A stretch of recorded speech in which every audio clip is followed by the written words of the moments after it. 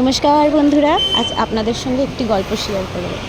যখন আমি প্রথম বিয়ে হয়ে এখানে আসি, তখন খুব বিরক্ত বোধ করতাম। আবার কোথায় এসে পড়লাম, সকালবেলা উঠে চেঁচামেচি, এত লোকজন, খুব বিরক্ত বোধ করতাম। আর কাউকে বলতেও পারতাম না যে আমার এখানে বিয়ে হয়েছে, কাউকে আনতেও পারতাম না।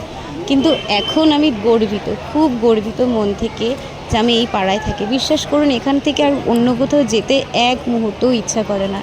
কত দিন হয়ে গেছে বাপের বাড়ি যায় না, মনেই পড়ে না বাপের বাড়ির কথা। এত আন্তরিকতা এখানে লুকিয়ে আছে।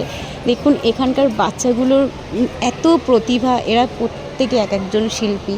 আর এই শিল্পীদের এত বড় প্ল্যাটফর্ম তৈরি করে দিয়েছেন আমাদের আশ্রিতা ও কলরবের সভাপতি এবং সহসভাপতি কুমার সাহা এবং শিলা সাহা।